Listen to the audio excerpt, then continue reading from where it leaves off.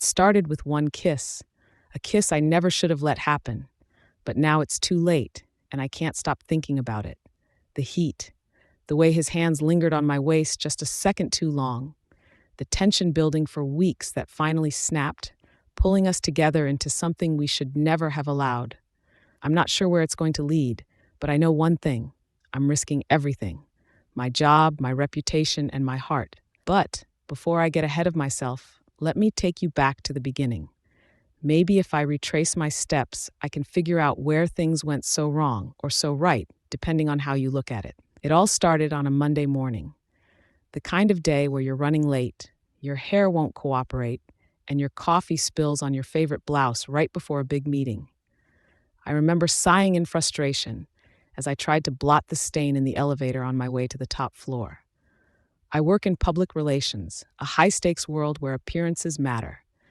If you aren't polished, people notice. The doors slid open, and there he was. Nate. Nate had joined the firm a few months ago, brought in as a consultant for a major client. He was the kind of man you couldn't ignore. Tall, with an athletic build that looked good in anything he wore. But more than that, it was his presence that filled a room. He was confident without being arrogant, charming without trying too hard.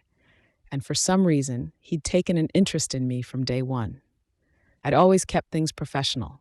After all, we worked together, and that line was one you didn't cross in a place like this.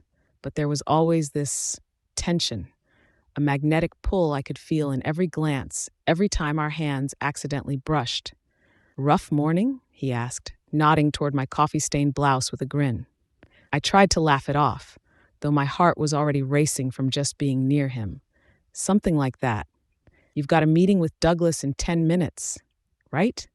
he said, stepping into the elevator with me, the doors closing us in. "Yeah," I muttered, trying to focus on anything but the small space between us. "You'll be great," he said, his voice low, reassuring.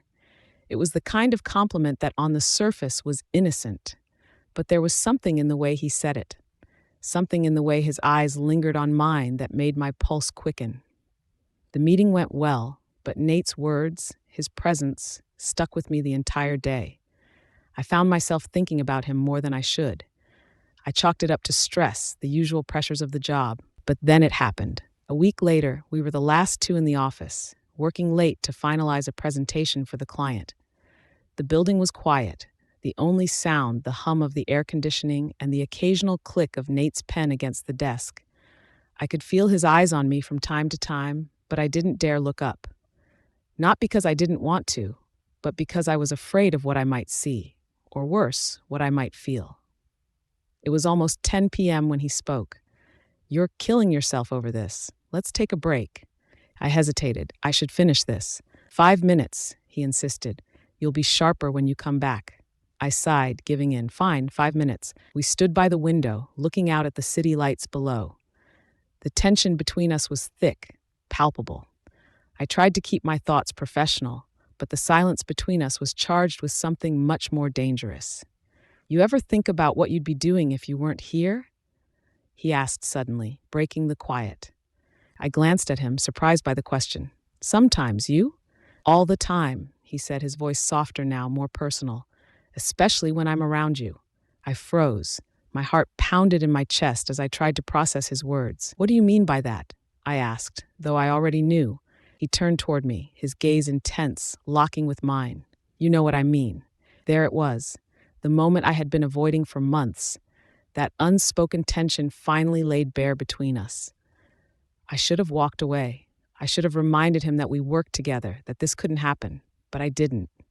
Instead, I stood there, staring into his eyes, feeling the heat between us growing stronger by the second. And then, before I could stop it, he leaned in and kissed me. The kiss was soft at first, tentative, as if he was waiting for me to pull away. But I didn't. I couldn't. Instead, I kissed him back, my heart racing, my mind screaming at me to stop, but my body betraying me, leaning into him, craving more. I felt his hands slide around my waist, pulling me closer, his touch sending shivers down my spine. It was intoxicating, the way he tasted, the way he held me. For a moment, I let myself get lost in it.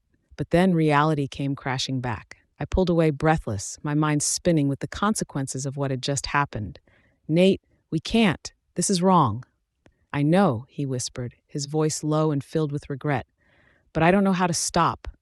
I didn't know how to answer that, because I didn't know how to stop either. We stood there in silence for what felt like an eternity, the weight of what we'd done hanging heavy in the air. Finally, I stepped back, putting more space between us. This can't happen again, I said, though my voice sounded weaker than I intended. Agreed, he replied, though the look in his eyes told me neither of us believed it. The days that followed were torture. Every time I saw him in the office, I felt that same pull, that same desire to throw caution to the wind and kiss him again. But I couldn't. Not if I wanted to keep my job, my sanity.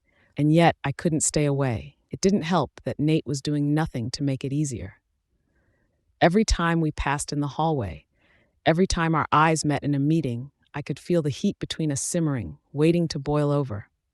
And then a week later, it did. We were in the office late again, working on a last-minute client request. The rest of the team had already left, leaving just the two of us. The tension had been building all day, the unspoken words, the stolen glances. Finally, he broke the silence.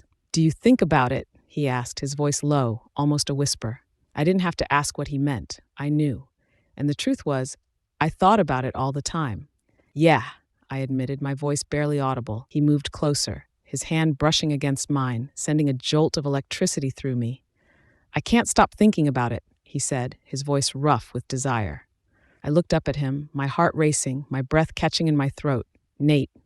He didn't give me a chance to finish. In an instant, his lips were on mine again, this time more urgent, more desperate, and I didn't stop him. Now, as I sit here writing this, I'm not sure where things go from here. I'm caught between the life I've built and the dangerous attraction that threatens to tear it apart. I should walk away, put an end to this before it gets any worse, before someone finds out. But the truth is, I don't know if I can. That one kiss, it was already too far, but it feels like we've only just begun.